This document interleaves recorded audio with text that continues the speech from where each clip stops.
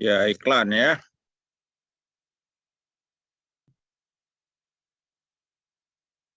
Itu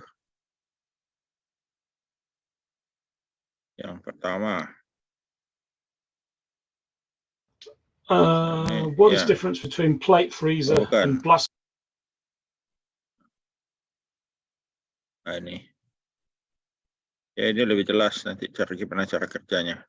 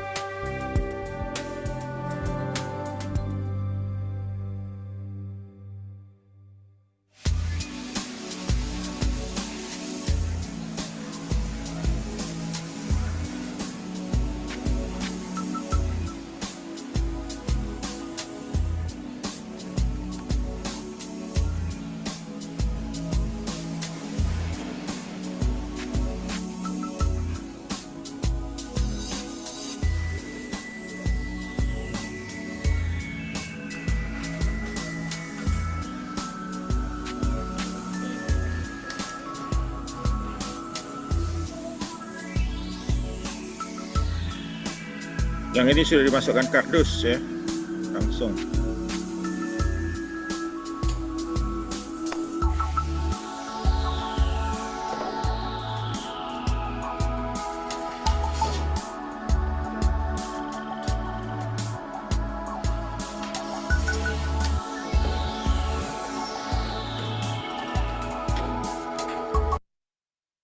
Perhatikan ya, ini tadi ya plat ini kan masih longgar ya.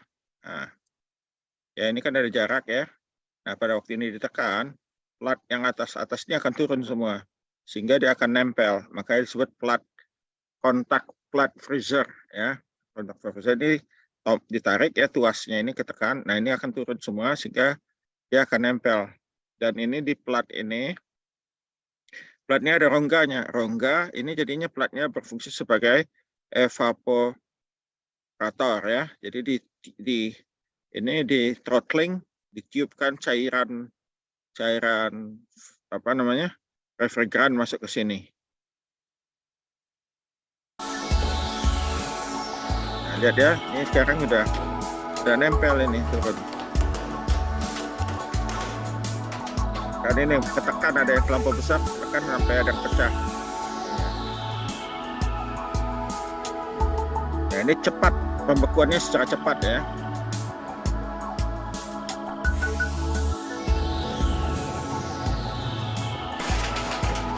Dibuka itu tadi, nah ini naik ininya ke atas, coba naik sehingga ada rongga sehingga bisa ditarik keluarkan.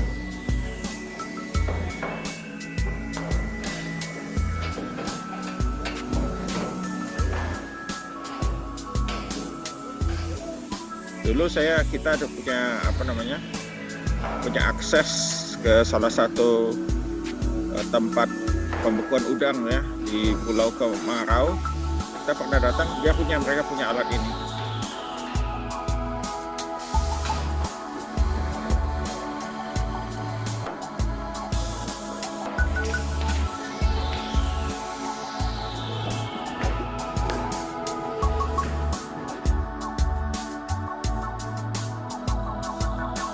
Ini telur ikan ya. Nah, ini kita hapus. Kemudian kita cari lagi.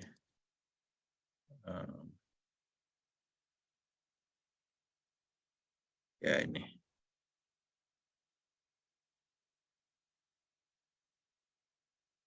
Ya, ada blast freezer. Ada blast freezer.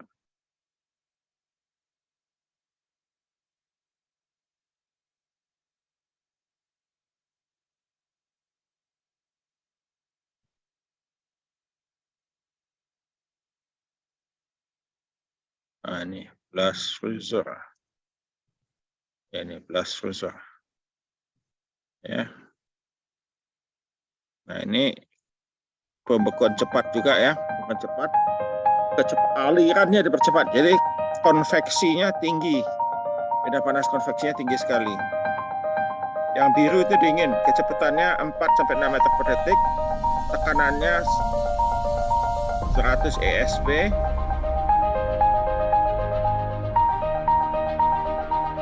Masuk suhu 10 derajat Celcius, suhu ruangnya itu minus 40, suhu yang biru itu.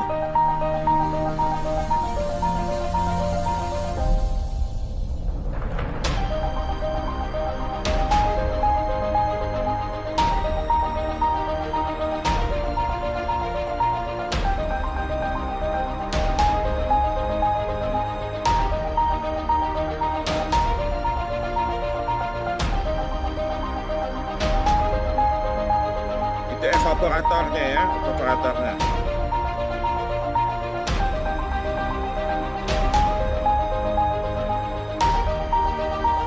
Evaporatornya dipasang sirip, pipa-pipa itu ya.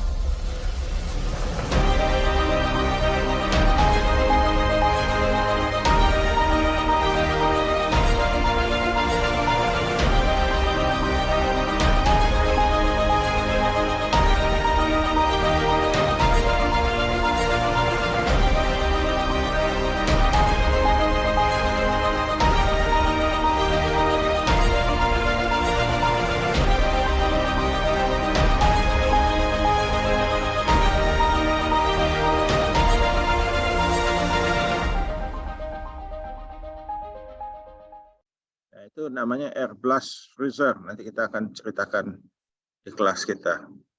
Kemudian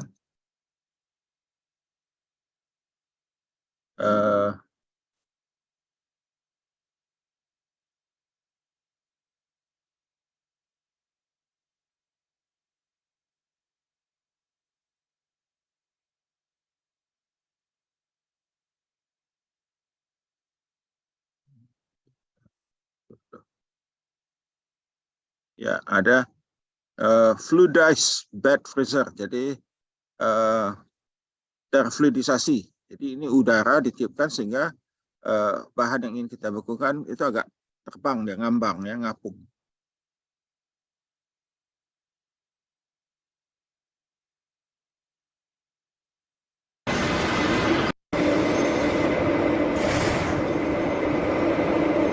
Kilo 4 ton per jam ya kapasitasnya pembekuan ini. Bawang iris, bawang cincang.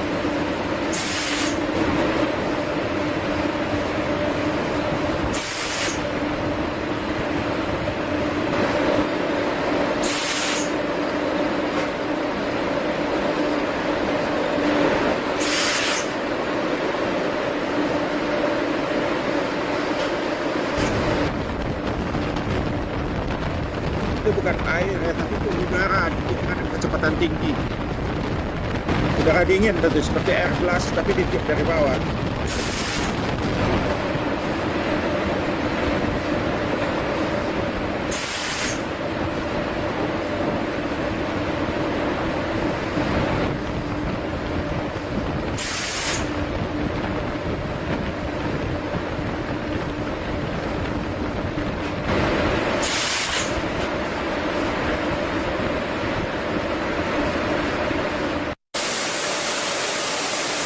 Buncis ya, sayuran kebanyakan Brussels sprout ini kecambah.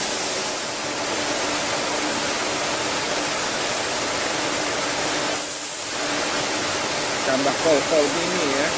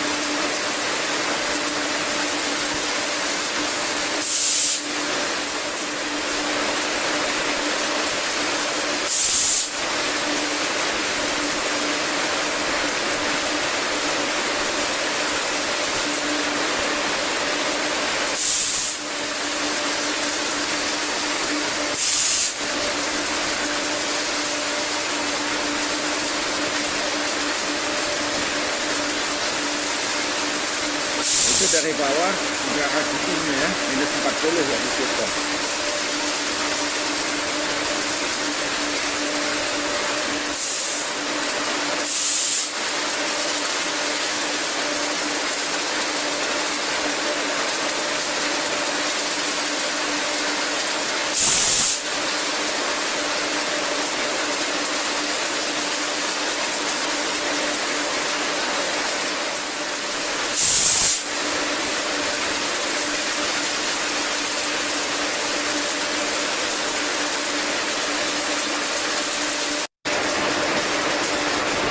Strawberry ya yang dibutuhkan 3,5 ton per jam.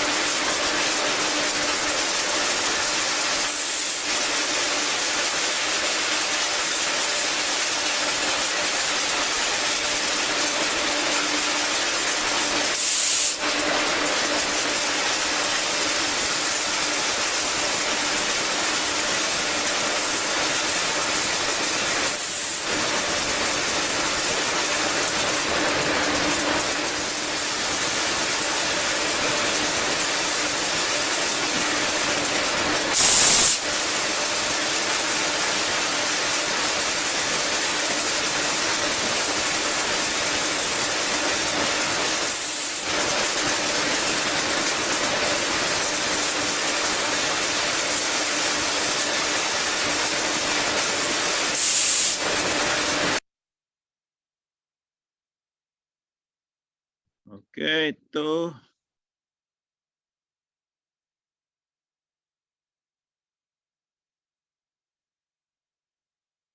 kemudian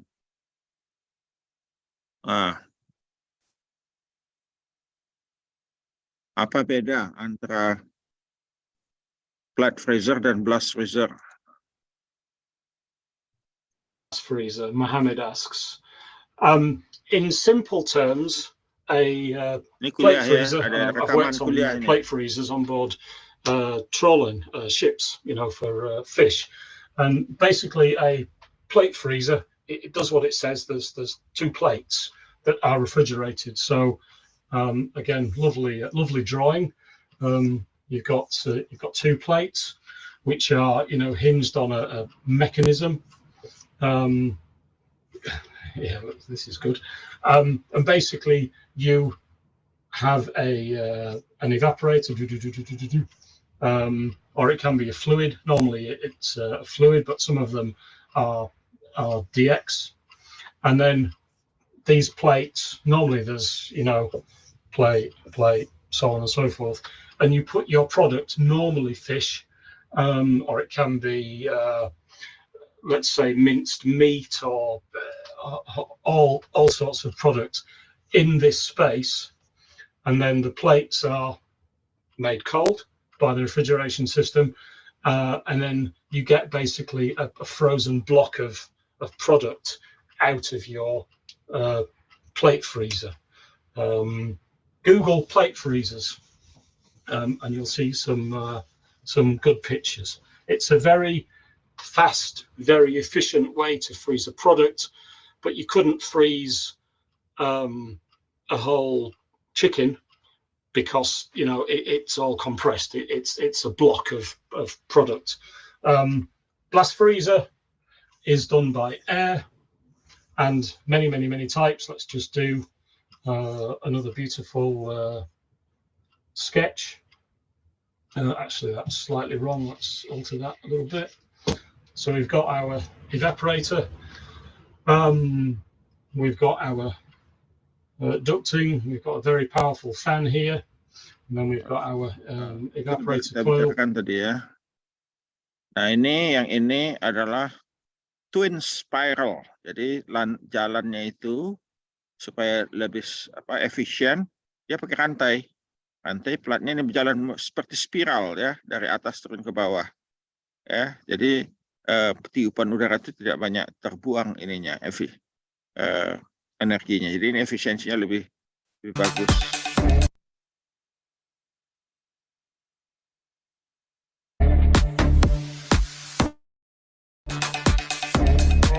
jualannya ini, iklan yang jualan.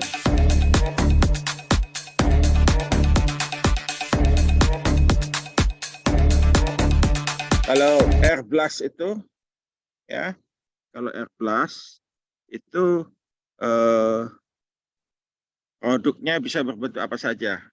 Tapi kalau plat, dia mesti kita susun dalam tadi ada cetakan dan pas di cetakannya, karena kalau tidak nanti pada waktu platnya turun, nempel dia akan menekan. Kalau tidak dikasih dalam cetakan, itu produknya hancur, tertekan ya. Nah, cetakan itu juga untuk melindungi produk ya. Nah, ini Air Product Freezer Tunnel ya. Ini sama juga seperti apa namanya? Seperti Air Blast, cuman ini Air Blast-nya dari atas di tiupnya. Produknya jalan ke kan di bawah. Nah, ini ada rantai, ban berjalan dalam bentuk rantai. Hi, I'm Elena with the Frame Group. Today we'll be cycling your Air Products Cryotech is 480 volts. We recommend today we'll be cycling this product. Ini suhu yang dia pakai suhu Fahrenheit ya. Ini 49 derajat itu Fahrenheit.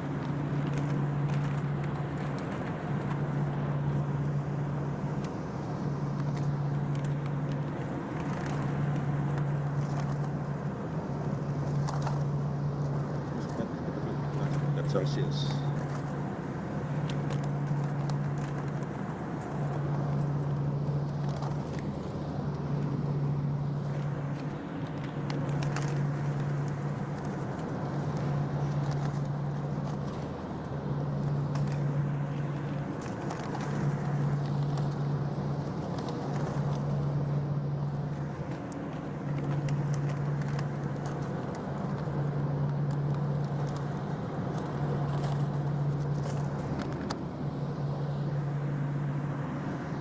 Itu tonjolan keluarga lagi pas ya dari atas.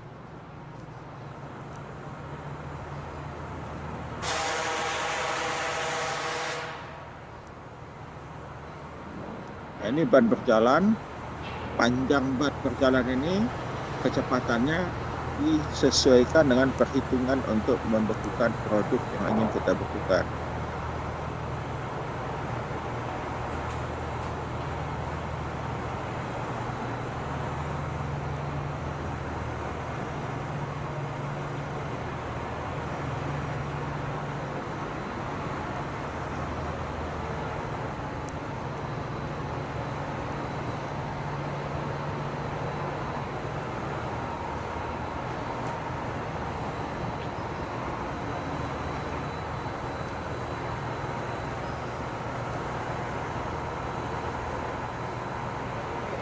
Ini kontrol, ya, monitor dan kontrolnya. Nah, ini perhatikan itu tulisan nitrogen, mereka menggunakan nitrogen cair, jadi itu disemprotkan dari atas. Nitrogen cair itu liquid nitrogen ya. Nah, ini sebetulnya pengeringan ini disebut pengeringan cryogenik karena suhunya rendah sekali ya. Nah, minus 0,49 0,4,9 Fahrenheit ya.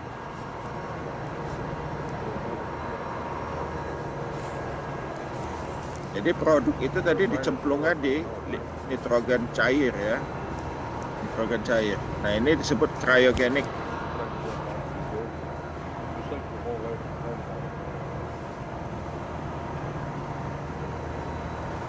Nah, ini tangki nitrogennya.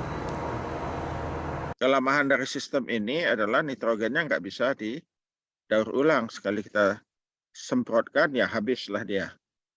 Ya.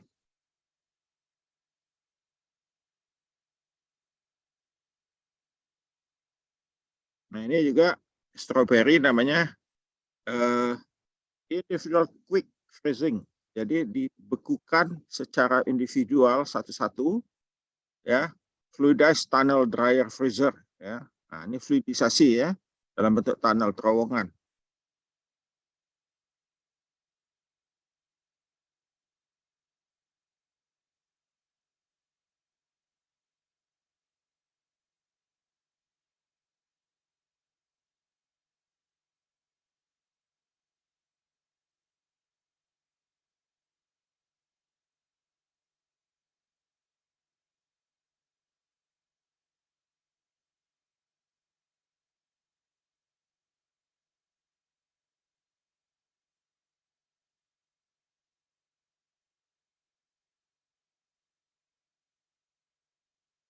Ini apa namanya?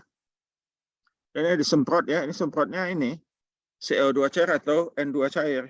Itu sudah langsung beku.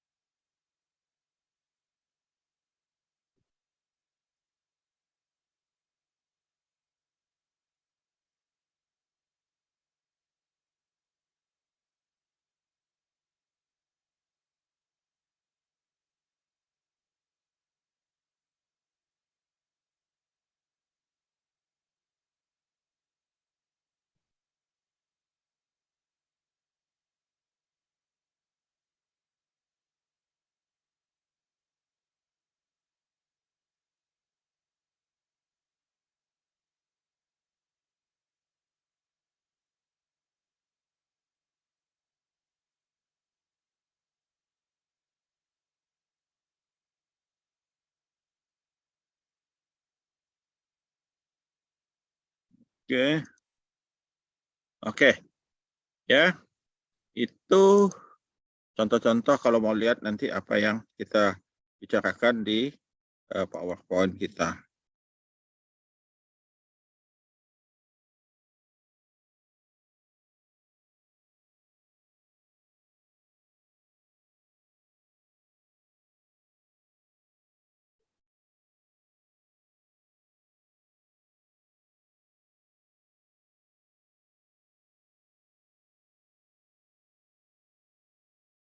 Oke, kita PowerPoint kita.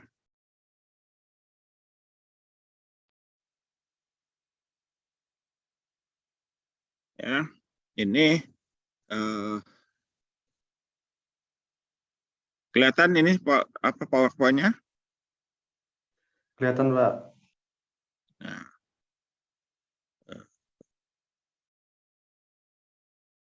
si Hafiz nggak ada tanda yang tidur dia ya.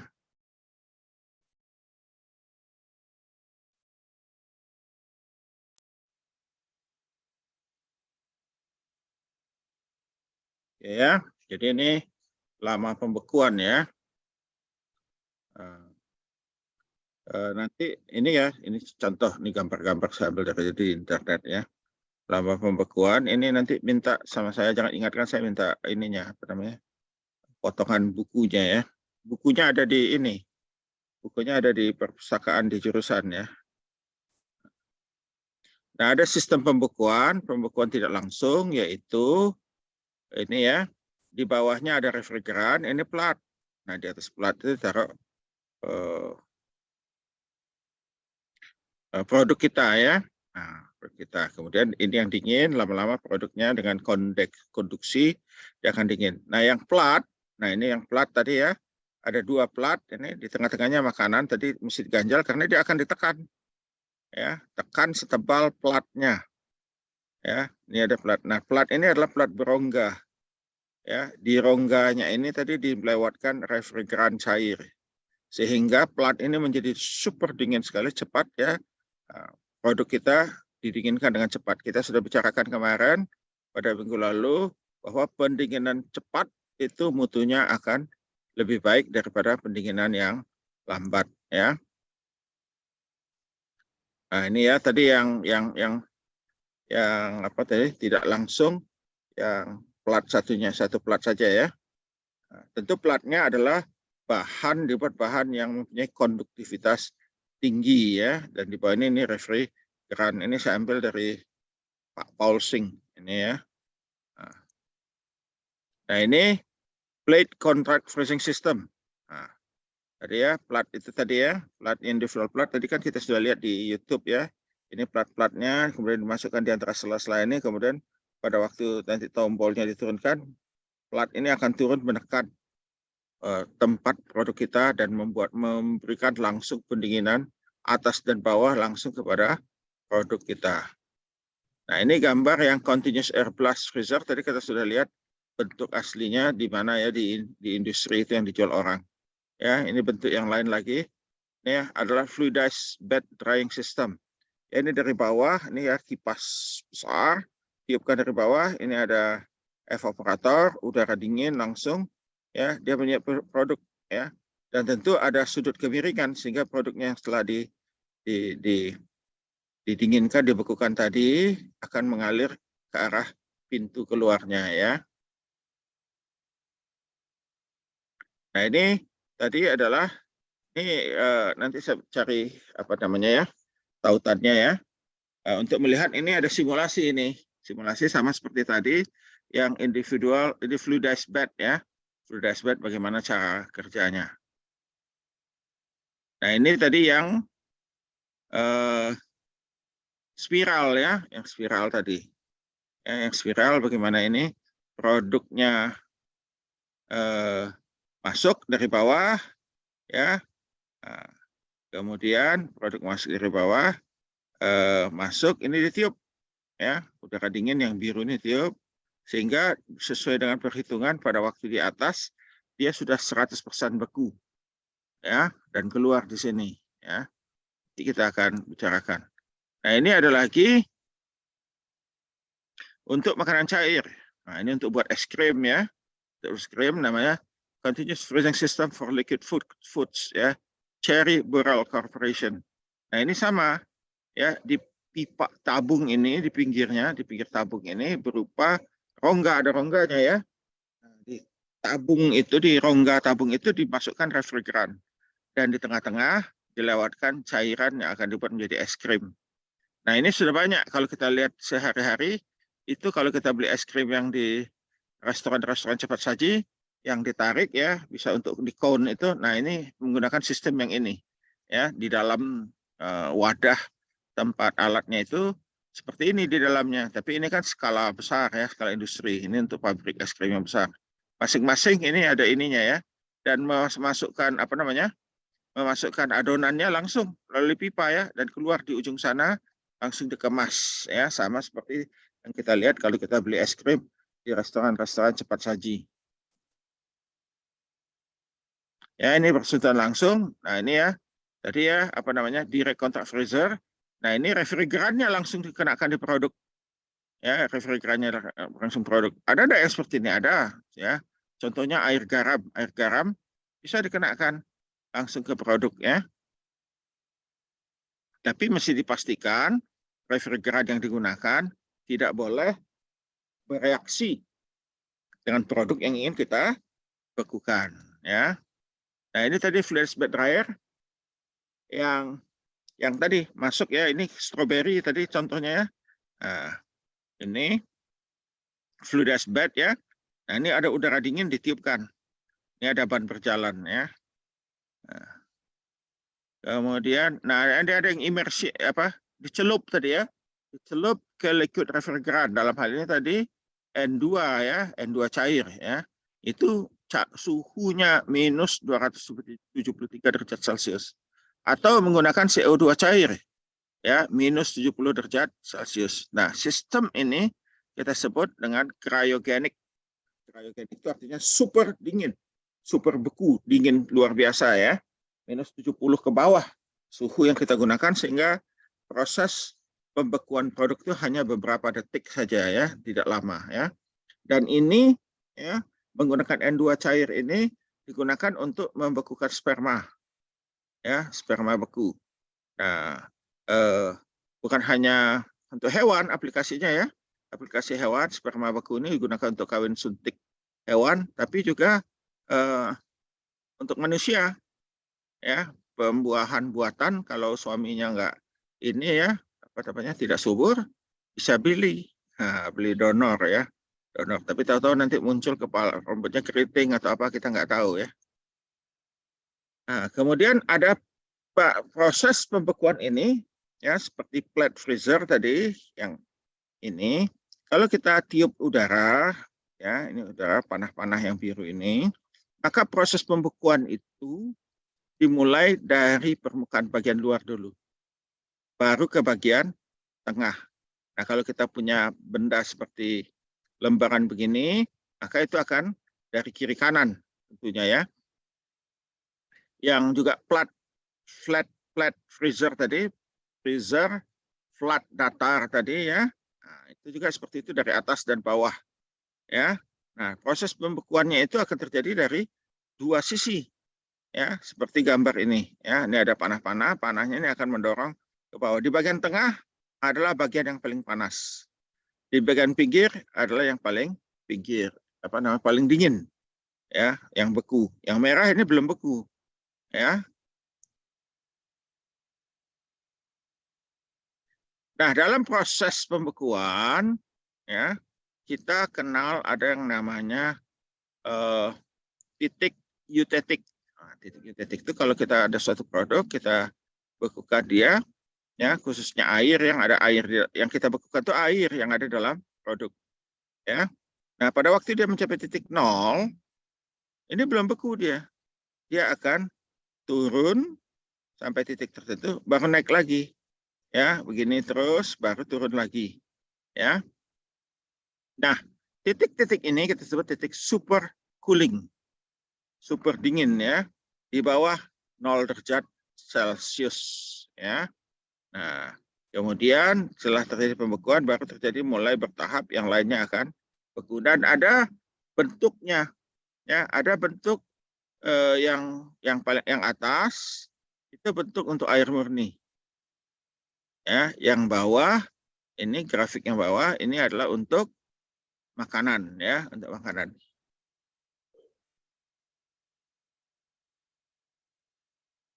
Nah, kurva pengaruh suhu terhadap densitas. Nah, jadi semakin rendah densitas produk ya, semakin rendah suhunya. Jadi kalau kita lihat ini, kita mulai tadi 1045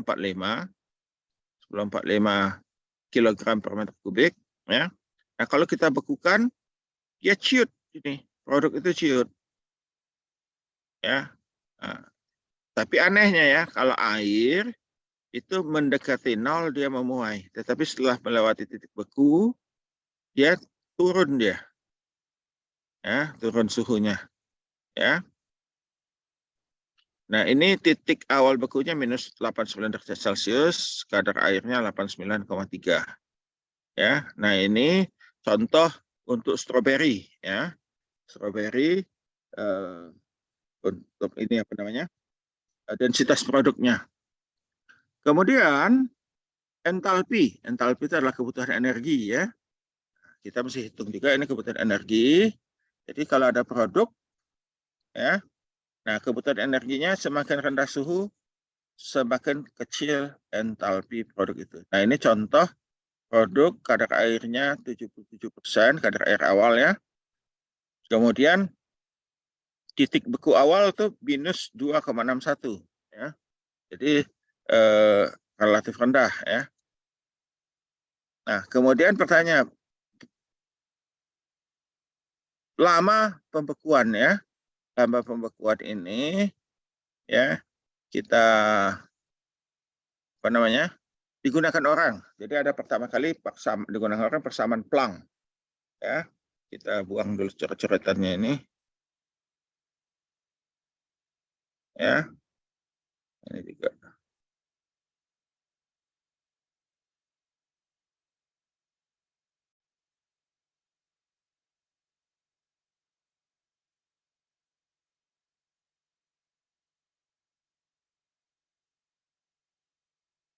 Nah, persamaan Planck itu mengatakan bahwa pada proses pembekuan terjadi proses konduksi dan konveksi, sehingga pindah panasnya itu adalah ya Q sama dengan A, luas permukaan ya, kali titik beku kurang suhu udara yang digunakan untuk membekukannya dibagi 1/H koefisien konveksi ditambah X dibagi KF, di mana X adalah tebal produk yang kita inginkan. Ya. Di sisi lain kita tahu Q itu adalah rho C massa kali C kali dx dt ya. Nah, kalau kita kalikan itu A kali L adalah volume kali rho, itu akhirnya dapat massa. Ya, AL rho F itu M. Ya, ini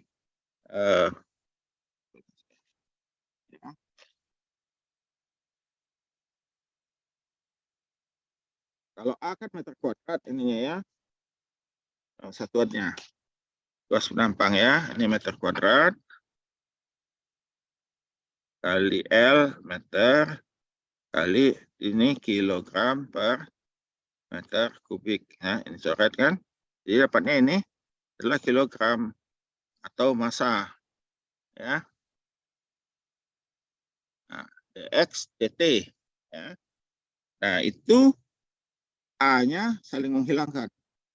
Q yang sebelah sini kita tulis E rho dx dt TF ini ya, 1/H tambah X per KF ya, samaan pelang. Nah, kemudian kita geser ininya ya, geser ke kanan, yang X-nya ke kiri ya, dan kemudian kita integralkan untuk waktunya, integral dari 0 sampai beku, titik beku dt sama dengan L rho F dibagi TF kurang TA tadi ya, integral 0 ke 2 1/H tambah XKF dx. Ya, sehingga kita dapatkan TF-nya sama dengan L rho F dibagi ini suhu titik beku dikurangi suhu udara ya, kali A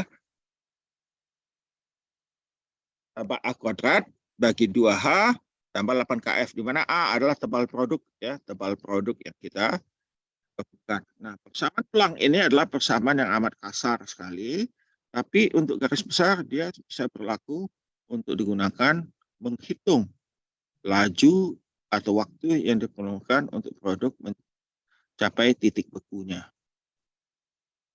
Nah, LF ya, massa yang kita bekukan itu adalah MM kali L, di mana M-nya ini adalah massa air ya, massa air.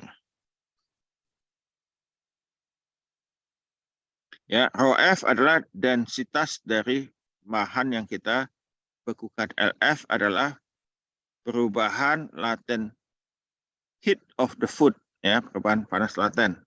Kemudian TF titik beku, TA suhu udara pembeku, H koefisien konveksi, K koefisien konduksi, A adalah tebal produk ya.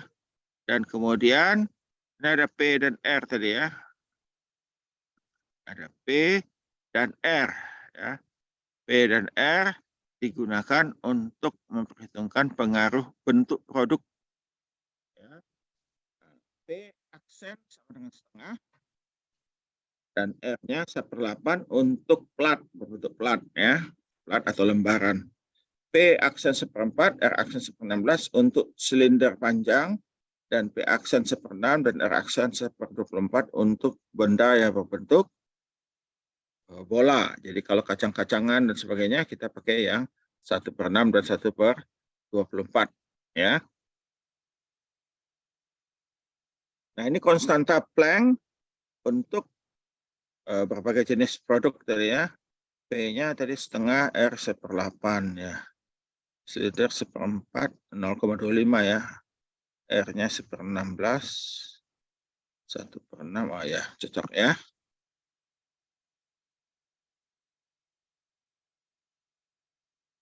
Nah, keterbatasan metode Planck ini berhubungan khususnya untuk menentukan nilai kuantitatif untuk berbagai komponen untuk persamaan tersebut. Nilai densitas untuk produk yang dibutuhkan sulit diukur ya. Walaupun suhu titik awal dapat kita cari dari berbagai buku.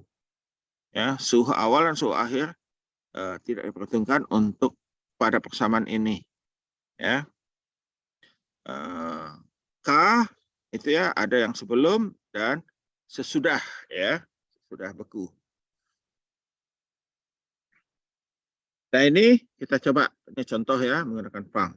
Nanti kita akan minggu depan akan cerita tentang yang ini. Bagaimana kita menghitung titik beku ya, titik beku. Sekarang kita cerita hanya lama pembekuan. Nah, suatu produk bentuknya berbentuk bola, spherical ya, dibekukan menggunakan air blast freezer. Tadi sudah kita lihat gambarnya di YouTube ya. Nah, suhu awal produk 10 derajat Celcius dan udara dingin yang digunakan adalah minus 40 derajat Celcius.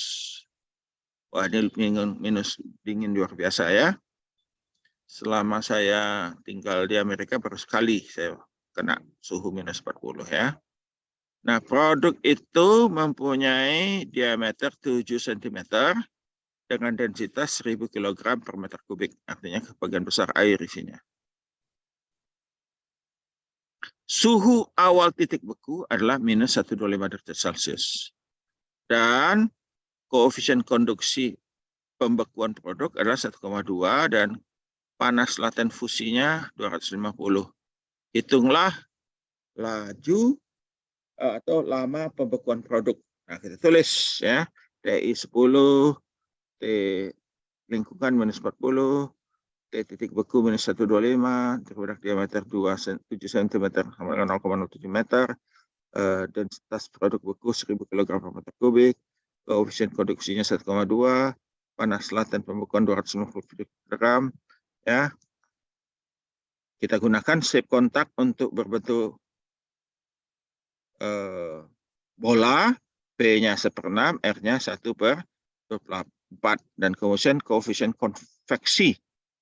Ya, oh nggak ada Pak tadi ketahui ya, kita cari dari rujukan lain, dapatkan 50 watt per meter kuadrat.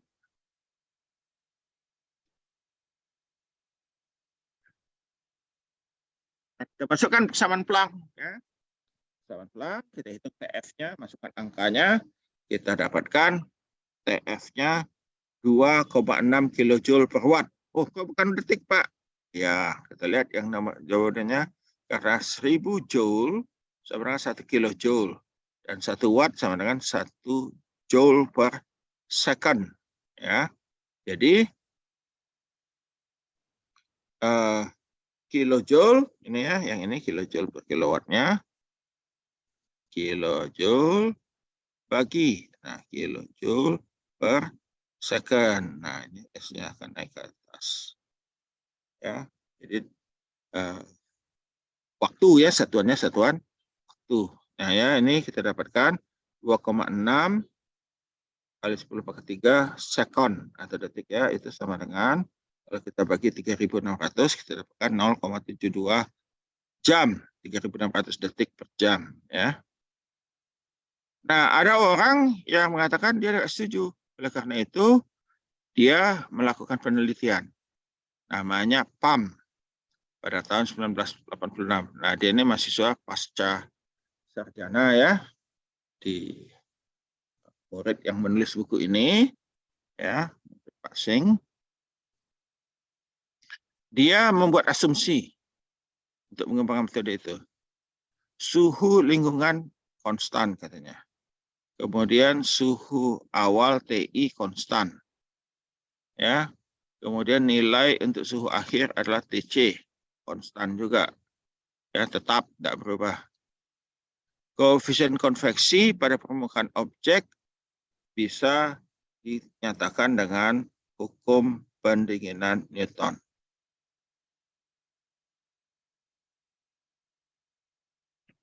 Nah, kemudian dia membuat suatu diagram dalam penelitiannya, gambar 77, ya, dia akan menggunakan suhu pembekuan rata-rata untuk memisahkan diagram menjadi dua bagian, yaitu yang digunakan untuk pembekuan awal atau pre-cooling, ya, dan hal lainnya.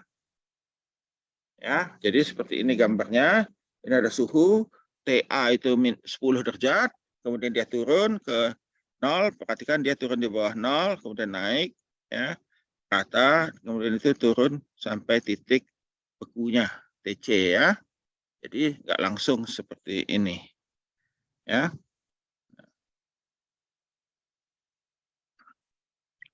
Nah, menurut Pak Pam, TFM-nya tadi itu hasilnya adalah 1,8 kali 0,263 TC tambah 0,10 TA. A tadi suhu udara, C-nya tadi suhu titik beku. Ya.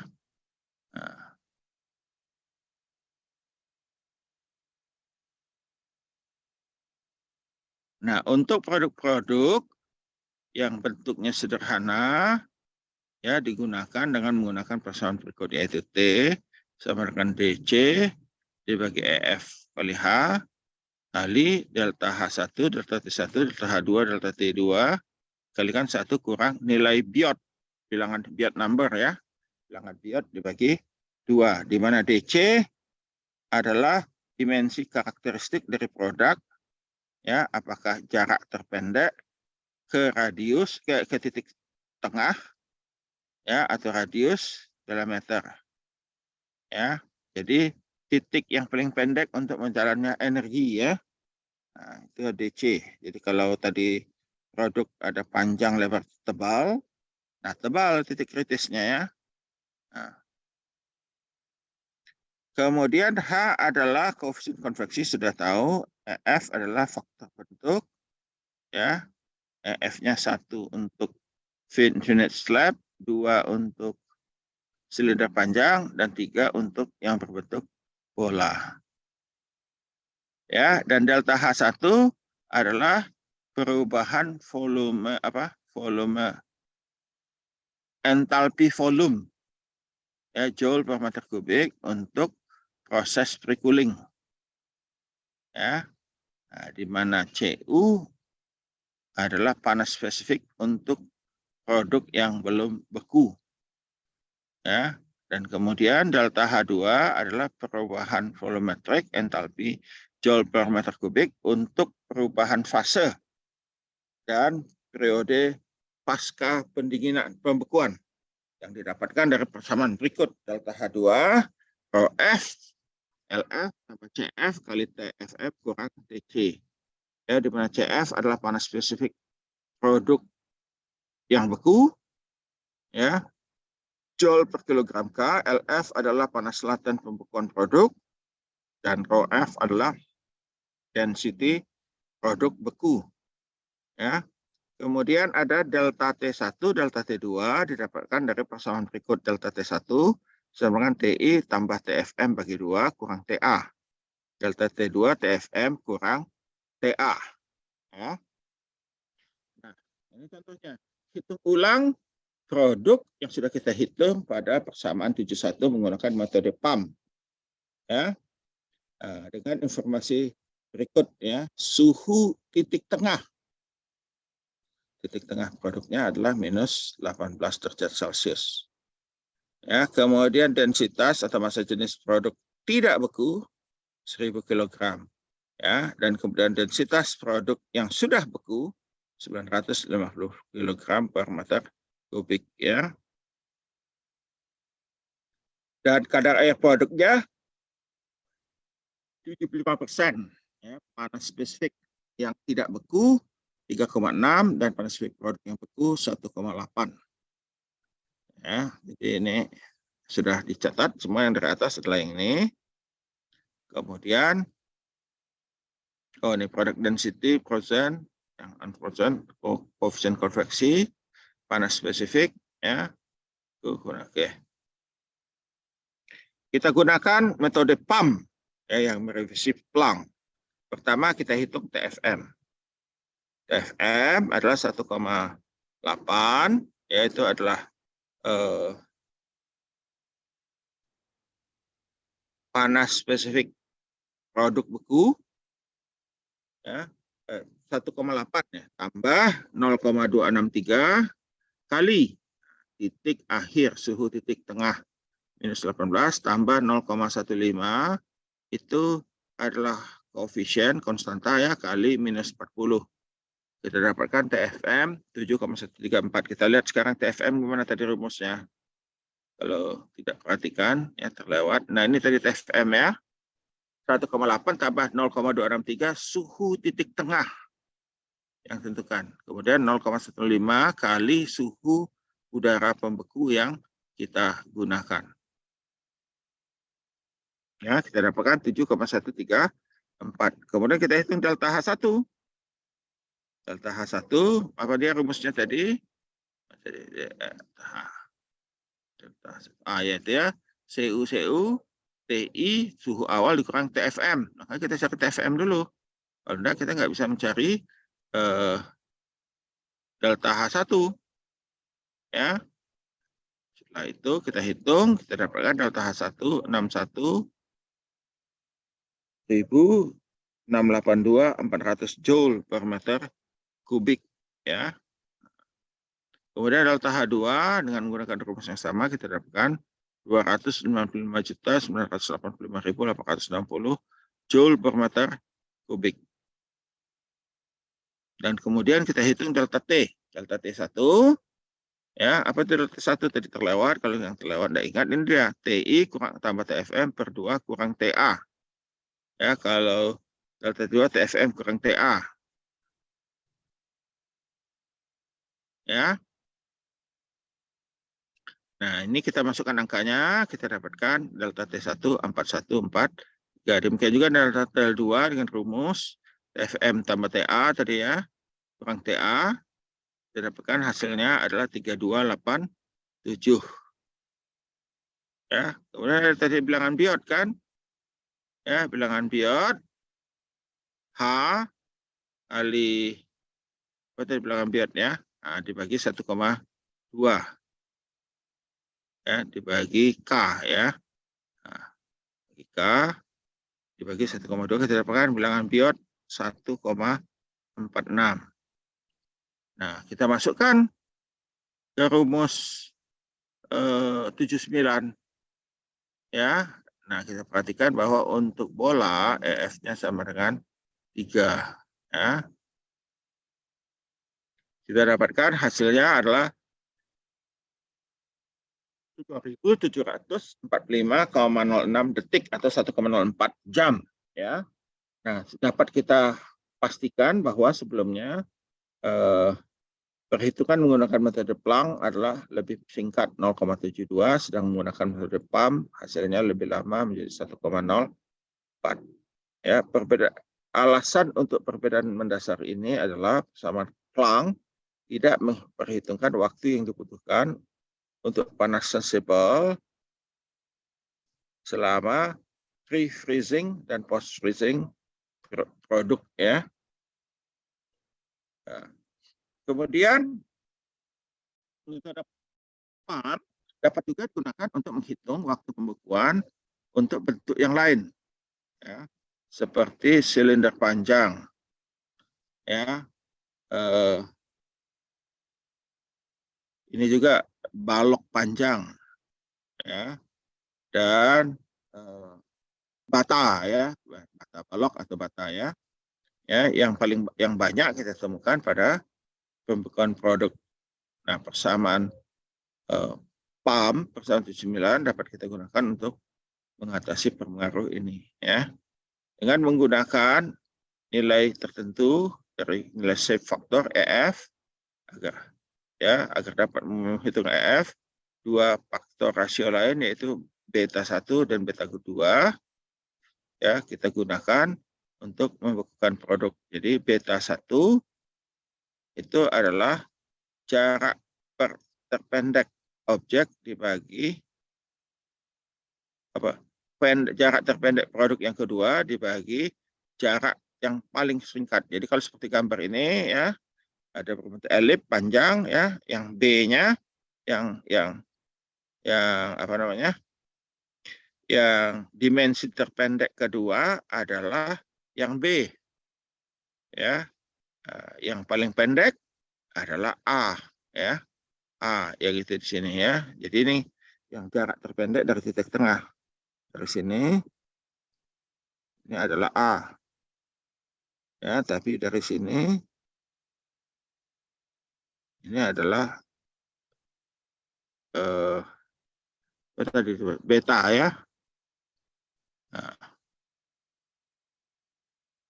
jadi beta 1 panjang kedua produk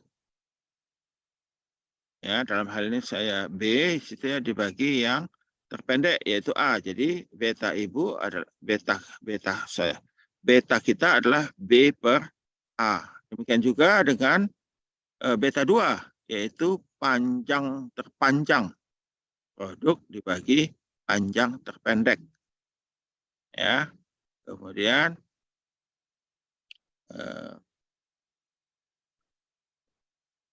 dimensi EF kita ekuivalenkan didapat sebagai berikut. 716 EF sama dengan G1 tambah G2 E1 tambah G3 E2, di mana G1 23 dapat dari persamaan 71 di bawah ini ya. Dan E1 dan E2 didapatkan dari persamaan berikut. E1 adalah X1 dibagi beta 1 tambah 1 kurang X1 dikalikan 0,73 dibagi beta 1 pangkat 25. Ya. Demikian juga dengan E2. Ya. Dan juga X1, X2. Perhatikan ini ada bilangan biot ya. Bilangan biot NBI ya.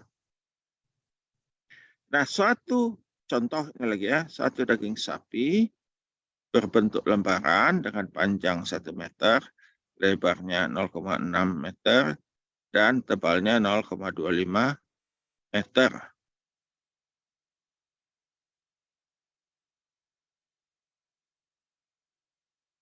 Nah, daging sapi rendah lemak ini akan didinginkan menggunakan air blast freezers yang mempunyai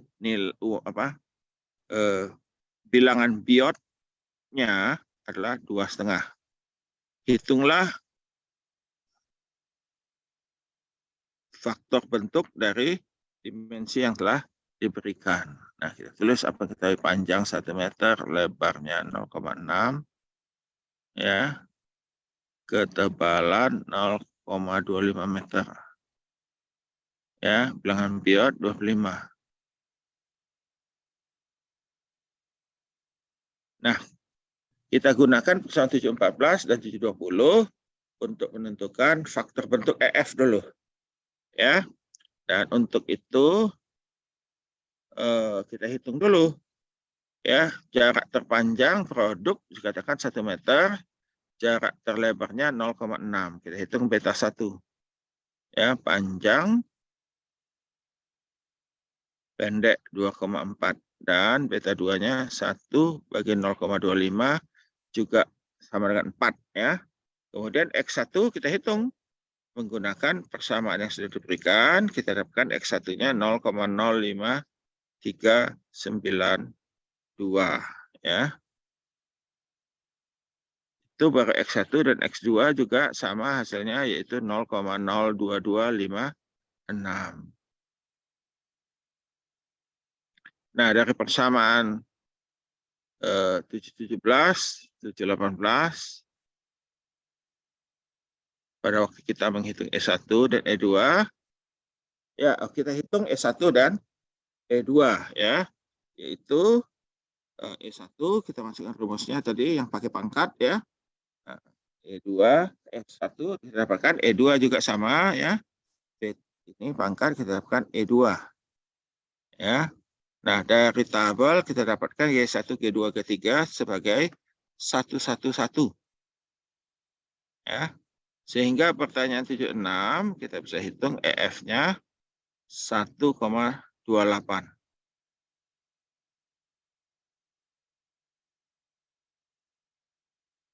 Nah, faktor bentuk untuk infinite slab tadi ya, lembaran ya, daging sapi adalah 1,128. Hal ini sudah bisa kita duga karena nilainya mesti lebih besar dari 1, tetapi tidak boleh lebih dari 2 ya. Nah, lean beef tadi kita sudah hitung ininya ya.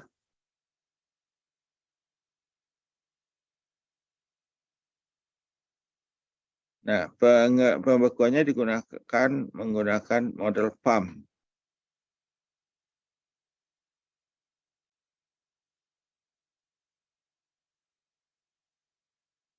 Ya.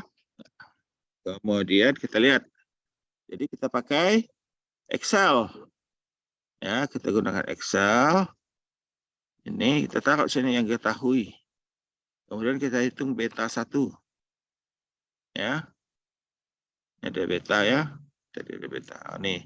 Ini beta 2, beta 1-nya ini 2,4, 2,32 kali 2,4 kali 10 pangkat minus 177. Ya.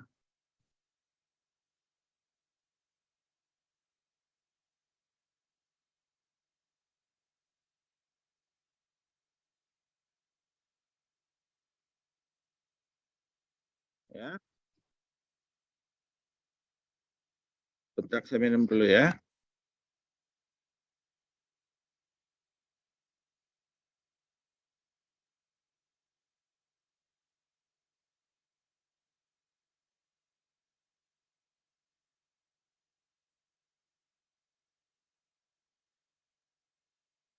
Nah, kita masukkan tadi panjang produknya 1 meter, lebarnya 0,6 meter, tebalnya 0,25, kerusakan konveksinya 30, suhu udaranya minus 30, suhu awal produk 5 derajat Celcius, ya. Ini dari soal yang di atas ya. Ini tadi sudah ada tadi sebelumnya lean beef, tapi ini meneruskan kita gunakan yang cara yang baru ya. Kemudian densitas produk 1050. Perubahan entalpi 248, delta H ya, 25. Kemudian koefisien konduksi 1,5, panas spesifik 3,5, ya, panas spesifik produk beku ya 1,8 kJ per kilogram. Ya. Nah, perhitungannya ya menggunakan metode PAM ini ya, untuk menghitungnya kita taruh di Excel supaya lebih mudah. Ya. Nah, ini tadi yang diketahui yang paling atas, kemudian kita hitung beta 1 yaitu 0,6 bagi 25 ya, beta 2 ya, kemudian kita hitung X1-nya, itu ada persamaannya sebelah kanan, X2, kita hitung E1, E2, kemudian kita hitung E. Ya. Kemudian kita hitung TFM. Ya. Kemudian kita hitung DH1, DH2, kemudian kita hitung DT1, DT2, kemudian kita hitung bilangan biot. Ya. Nah, dengan menggunakan itu ya, dengan menggunakan persamaan yang telah diberikan, kita dapatkan waktunya 95.894,86 ya, dalam harinya ya, jam itu 26,93 jam. Ya, apa namanya? Enak juga kalau ini seminar misalnya di mana ya. Nah, tapi kalau kita lihat ya hitung aja 26 jam itu untuk membekukannya. Jadi cukup lama ya. Jadi setelah tadi quick freezer masih disimpan di ruang penyimpan freezer raksasa.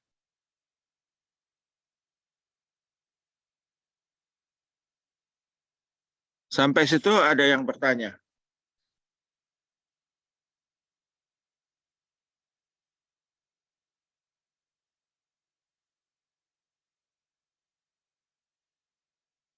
Kalau tidak, kita lanjut.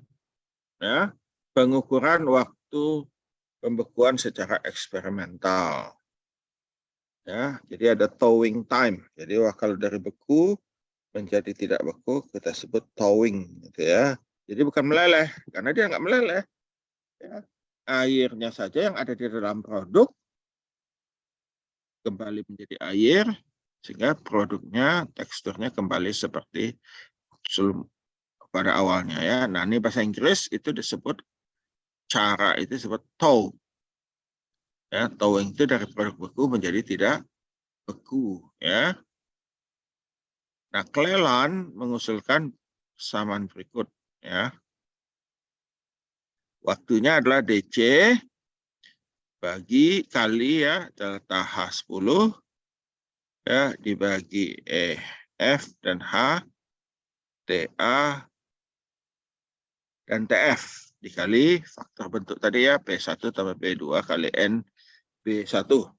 Itu rumusnya ya. Nah, ini ada bilangan Biot, rumus-rumusnya bisa kita gunakan nantinya pada waktu diperlukan.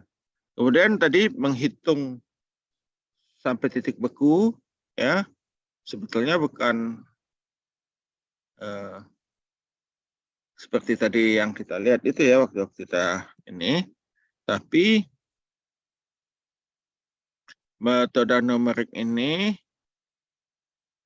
ya mesti dilihat, dirasakan oleh ahlinya dulu, benar tidak dicari ada kekurangannya, kemudian baru bisa digunakan. Nah pertanyaannya, boleh enggak Pak? Ya boleh begitu. Yang penting kalian mengerti bahwa setelah itu kalian menggunakan persamaan lagi untuk menolongnya ya. Jadi jangan hanya dihafal.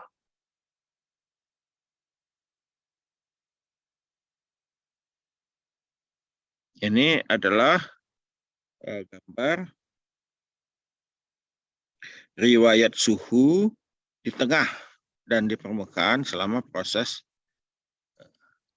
pembekuan ya. Yang untuk membekukan 2 cm stroberi, suhunya 10 derajat Celcius, T-nya minus 35, HC-nya 70, A-nya 2. Ya. Nah, oke. Itu untuk ini ya. Untuk lama pembekuan ya. Nah, ada satu lagi kita masih punya waktu adalah bagaimana kita bisa membekukan produk tersebut ya.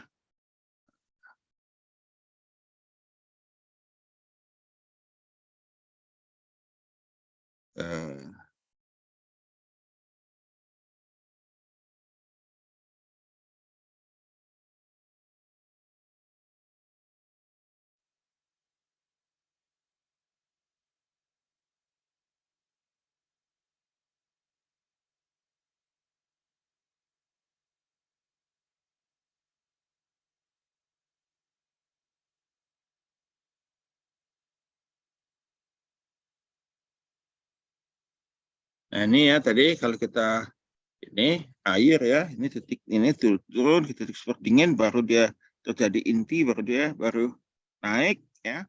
Nah ini yang titik-titik ini adalah titik beku ya. Nah titik beku ini kita hapus dulu ini supaya jangan mengganggu.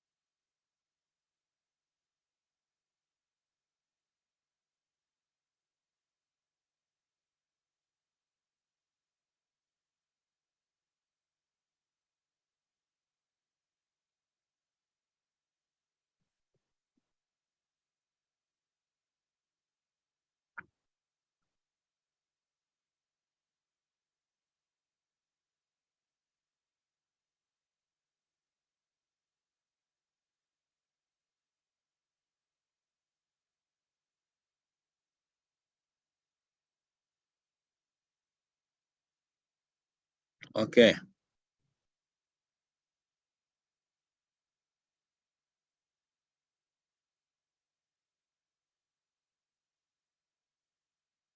Ya. Nah, ini ada rumus. Sebetulnya rumus sederhana, tapi di termodinamika rumus ini sudah kita pakai juga ya. Tapi rumus ini digunakan oleh Pak Heltman ya yang menulis buku ini untuk menentukan titik beku suatu produk. Nah, beliau mengusulkan ini menjadi persamaan lambda bagi RG dikalikan 1/TA0 kurang 1/TA, di mana TA ini saja adalah suhu udara yang bertiup tadi meniup ke produk. Jadi kalau tadi air plus freezer itu diukur suhu kecepatan alirannya itu diukur ya. TAO ini adalah titik nol ya. Lambda RG adalah konstanta gas. Di mana XA adalah fraksi mol ya, fraksi mol. MA ini bawahnya ini bukan M ini masih M besar. Ya, X sama dengan MA bagi M ya kapital dibagi MA dibagi MA tambah M solid ya, dibagi M solid. Ya, yang di bawah ini adalah berat molekul ya. Berat molekul. Ini seperti yang sudah ditulis di bawah ini. Ya. Nah, contoh suatu orange juice. Ini komposisinya 88,3% adalah air. Ya, 0,7% protein dan 10,4% karbohidrat. 0,2% lemak dan 0,4% abu. Tabel 61. Ini kan karena contoh dari buku ya. Tentukanlah penurunan titik beku produk berbasis komposisi. Nah, tadi kita di slide sebelumnya kita sudah asumsikan ada titik bekunya sekian, sudah kita tahu ya. Nah, sekarang kalau kita perlu cari tahu. Nah, ini cara mencari tahunya ya. Nah, ini sudah dikerjakan orang dan ditulis di tabel 61. Banyak sekali produk ya.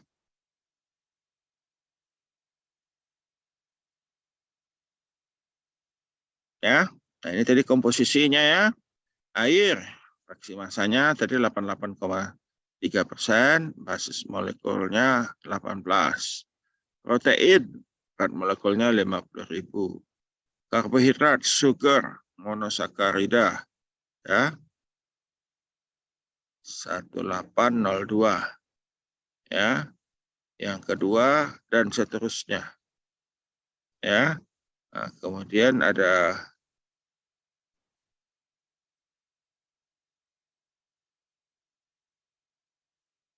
ya. Nah, kita hitung dari mana Pak dapat itu? Ya dari informasi rujukan yang lain tentunya ya. Tapi boleh enggak kami gunakan ini, Pak? Berat molekul yang ada di buku ini boleh ya, bukan enggak boleh ya. Nah, berat molekul abu merupakan rasa rata-rata dari 9 bahan dengan komposisi paling tinggi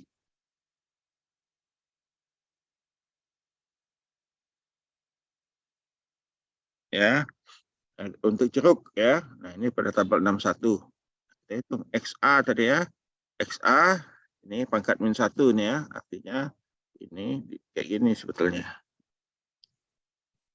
0,833 bagi 18,2 ya. Nah, itu yang lainnya ini di bawahnya gitu ya. Nah, itu kalau kita masukkan angkanya, kita masukkan kalkulator tentunya ya. XA-nya 0,9882. Kemudian kita masukkan tadi di rumus ini. Nah, ini lambda ya, RG. Itu R-nya ya, kita R per ini sudah diganti. Ini adalah panas laten pembekuan. Ya, panas laten pembekuan dibagi konstanta gas yang di bawahnya ya. Nah, dari persamaan 61 sudah dihitung dapat TA-nya 271,85.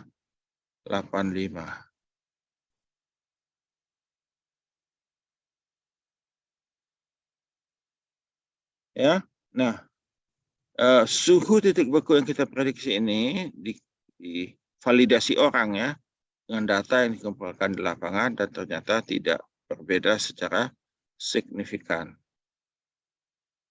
Nah, ini adalah suhu awal produk untuk jaga-jaga tentunya ya terhadap serangan musuh.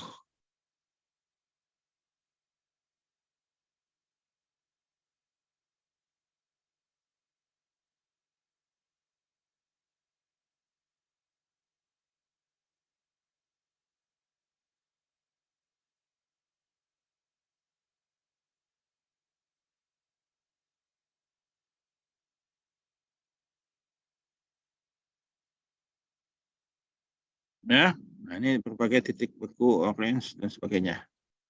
Nah, jadi tadi yaitu dapat berapa tadi? 271,85 ya. Kelvin. Atau kalau mau berapanya minus berapa dikurangi, jadi TA-nya kalau dalam derajat Celcius jadinya 273,2 dibagi 271,85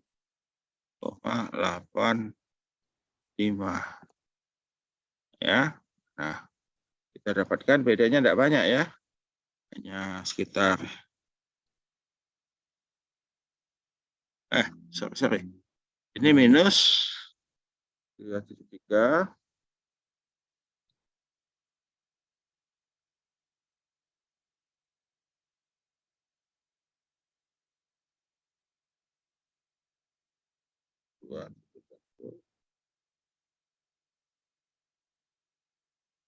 ya, minus 1,35 derajat Celcius. Ini Kelvin derajat Celcius ya. Nah, ini tadi ya dengan komposisi produk yang banyak. Ini adalah buku baru edisi baru, yang edisi lamanya seperti ini buku saya dikopi lagi. Nah, jadi kayak gitu fotokopinya ya. Nah, ini satu produk mengandung 15% komposisinya sebagai 15% ya, sebagai gula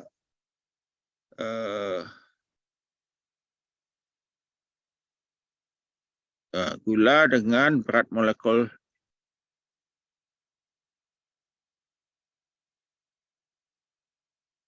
ya, sebagai produk dengan berat molekul yang rendah, MB-nya 180. Taksirlah penurunan titik beku dari produk itu dengan asumsinya 85% air.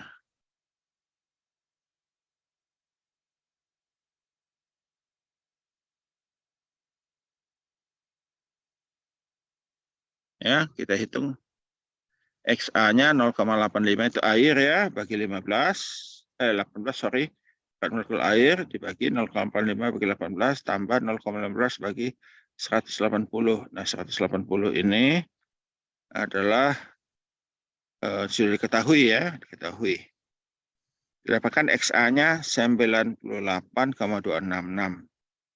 Nah, tadi rumusnya adalah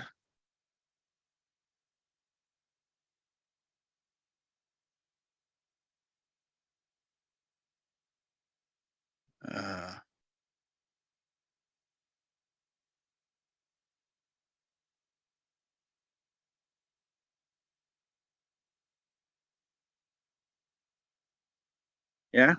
Nah,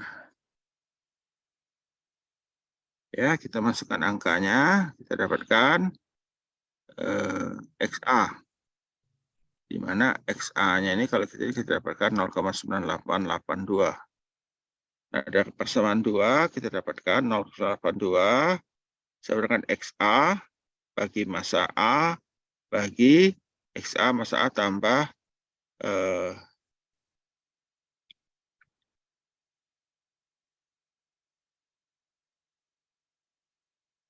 173 ya. Ya, sudah diketahui ya, 173 ms solid ya.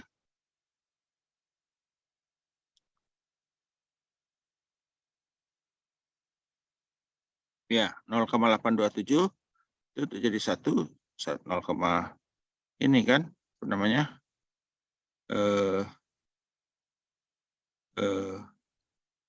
Ya, satu bagian 0,827-nya air ya, sisanya yang padatan adalah 0,173 ya.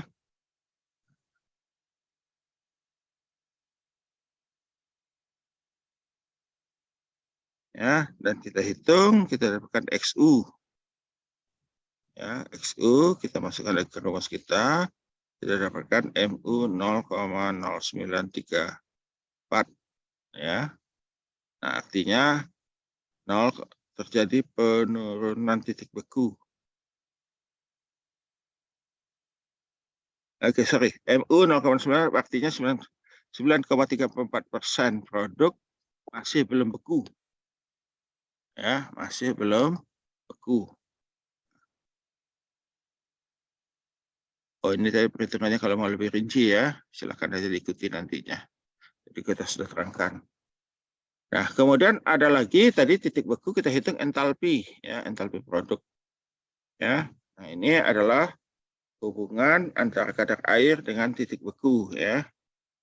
Nah, ini oke, fraksi air dan ini fraksi ini. Nah, ada beberapa sifat makanan beku ya. Nah, pertama Rho. Rho itu 1 sigma MSI PSI. Nah, repot tuh ya. CP, ini ada rumusnya ya. CP mengikuti apa yang sudah. Kalau CP-nya L itu longitudinal, K itu longitudinal ya.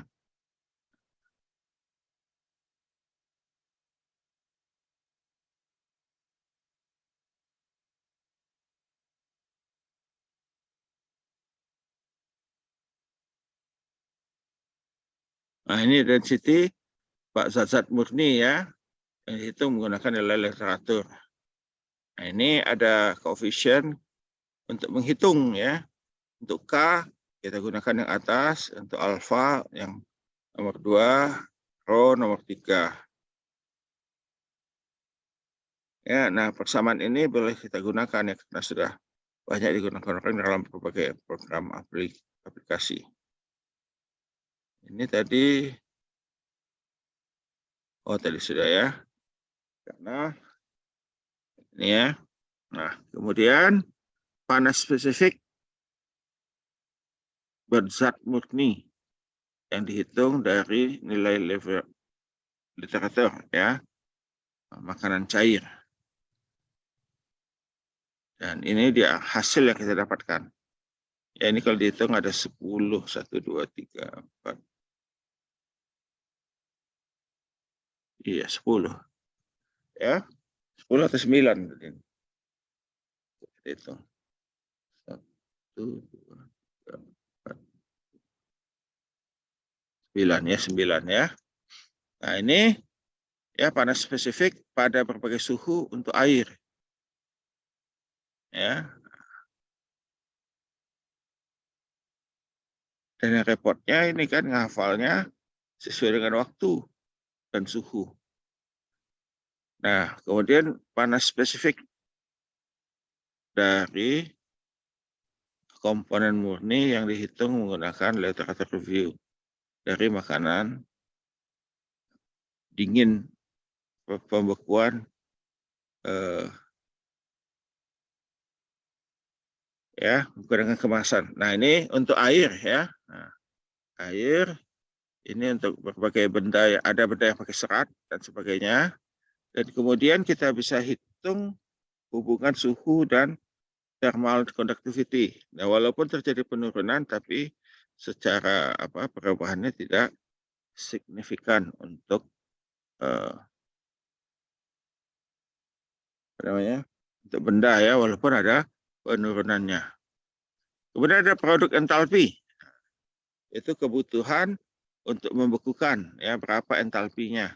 Ya, kita menggunakan persamaan yang 13 yaitu massa solid, CP solid kalau di minus 40 KTI kali DT ya. Kita awalnya itu yang kita gunakan, kemudian setelah itu baru kita tambahkan yang lain-lain, data yang lain ya, sehingga ini apa namanya?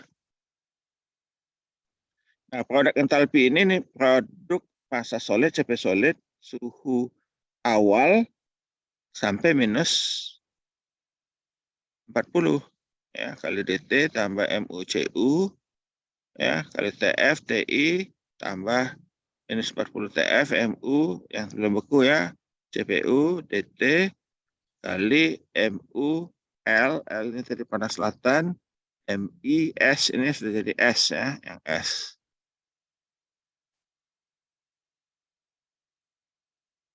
Nah, ini kondisi termal dari berbagai bahan murni yang didapatkan dari literatur.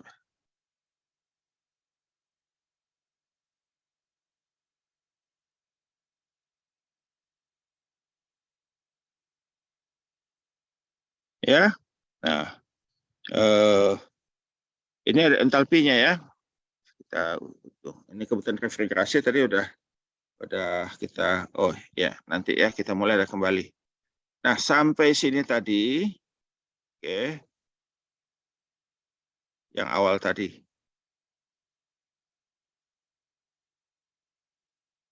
Oke, yang ini yang sekarang ini fraksi tidak beku ini ngerti enggak? Kalau saya bisa aja cepat aja bacanya ya, tapi kalian mengerti atau tidak? Agung gimana? Fraksi apa tadi, Pak? Hah? Ngerti nggak? Mencari titik beku, menghitung titik beku.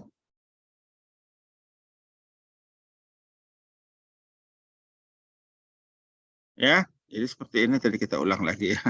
Ini pasti banyak yang nggak beku tadi. Pertama yang ini, strawberry. Strawberry taksirlah apa namanya?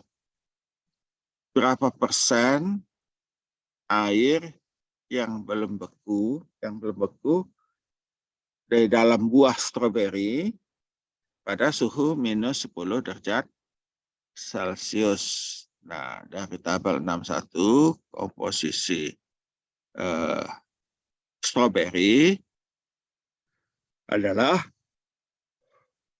ini fraksi massa ya, air sekian fraksinya, protein dan seterusnya, dan kemudian ini berat molekul.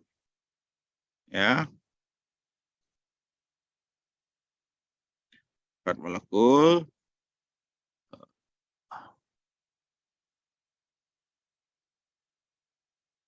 Oh, ini salah.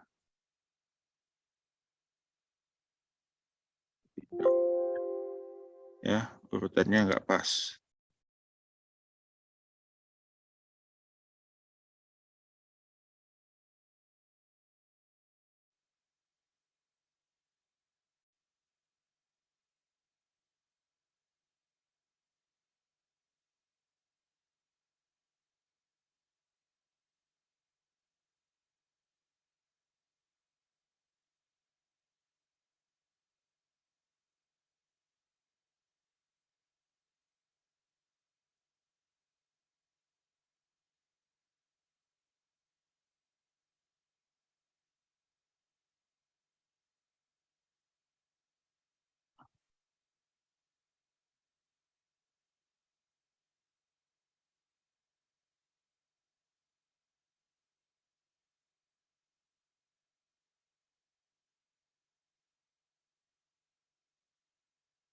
Ya.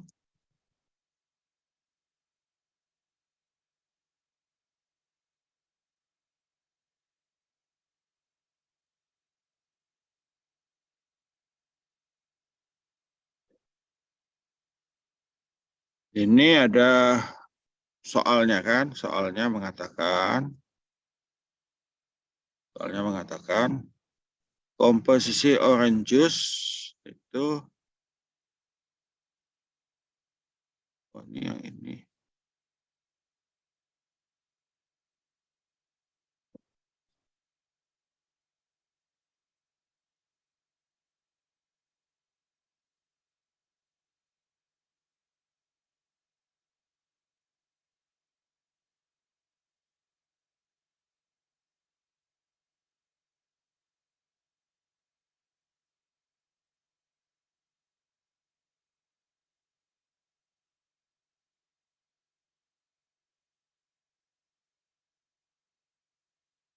Ya, ini ya tadi ya. Ini yang jus ya. Nah, jus. Jus itu ini komposisinya dari tabel ini 61. Nah, kita tulis tadi semuanya. Kemudian kita hitung masing-masing. Ya. Ini kan jadi mol ya. Nah, kalau kita lihat ini molnya air.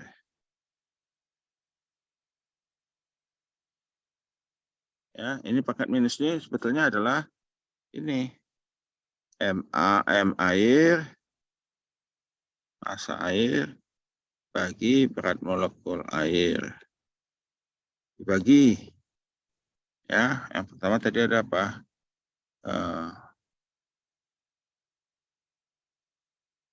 Air dulu. 0,833 air dibagi 18,02 tambah protein, massa protein, BM protein. Ya. Nah, kalau ini sudah kita kali-kalikan, hitung, dan ternyata menurut hitungan itu dapatnya XA-nya adalah 0,9882. Ya. Nah, kita ingin menghitung fraksi yang tidak beku. Kita lihat tadi rumus kita.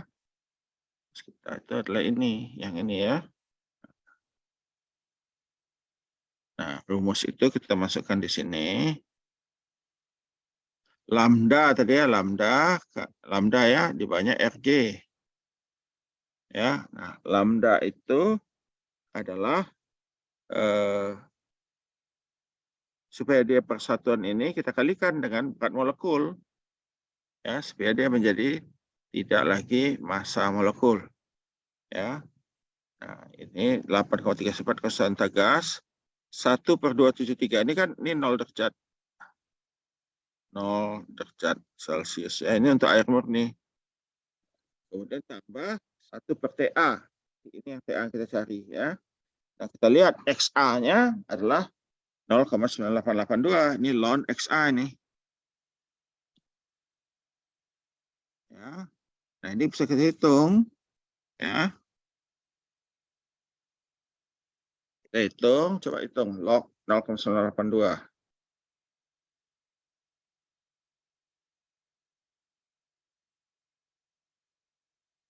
Log ada log 0,9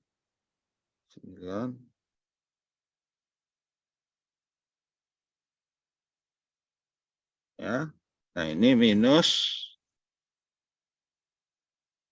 0,011 ya. Nah, ini kita kalikan yang ininya saja.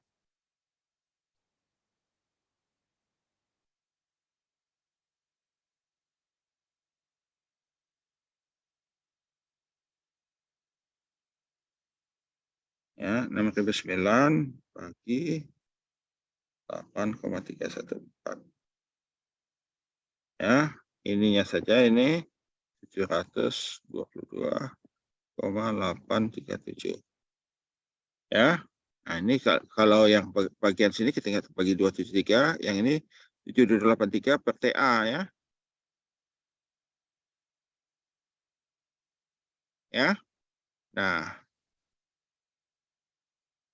dengan cara itu kita bisa dapatkan TA, yaitu suhu titik beku produk itu ya. Dan itu adalah minus 1,35.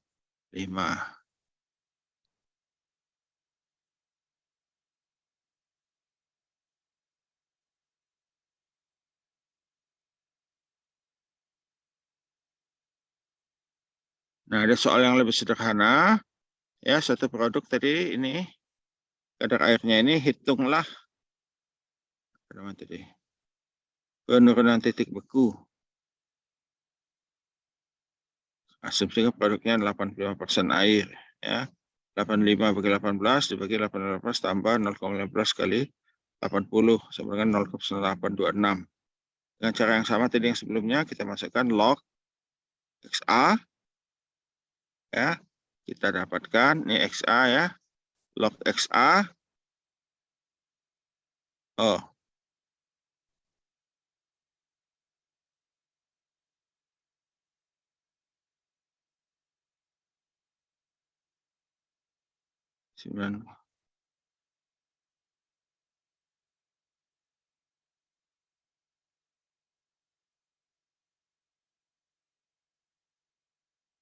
Kok ini beda dengan yang ini? Bukan ini artinya ya.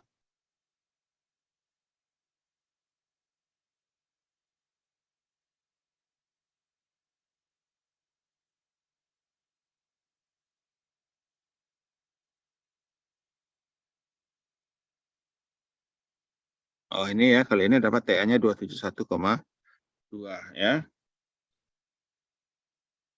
Ini juga sama bisa menghitung, kita dapat minus 1,14 ya. Fraksi tidak beku, hitunglah fraksi tidak beku dari strawberry itu pada minus 10, sama dengan cara yang sama. Ya, dalam hal ini yang kita cari XA. Ini kan sudah diketahui nih, 2,3-nya minus 10 tadi ya. Nah, kita dapatkan XA-nya adalah 0,0904. Nah, 0,904 itu adalah massa air dibagi berat molekul air, dibagi massa air yang tidak beku, tambah 0,007/50 ini protein, ini lemak, ya ini gula sederhana, ya ini gula protein dan seterusnya. Ya. Ya, kemudian massanya adalah 0,0642 dan air yang tidak beku adalah 0,7%, 0,73% pada minus 10 derajat Celcius. Nilai ini sedikit lebih rendah daripada nilai eksperimen pada gampel 63. Dia ada ulangan.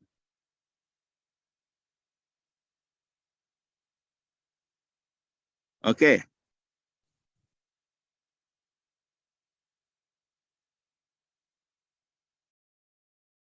Kalau sudah paham, ya, kalau sudah paham, nanti kita kasih soal coba ya.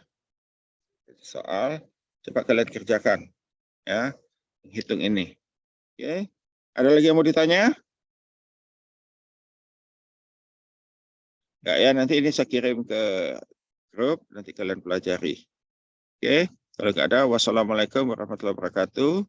Selamat sore. Waalaikumsalam warahmatullahi wabarakatuh. Terima kasih, Pak. Sama-sama.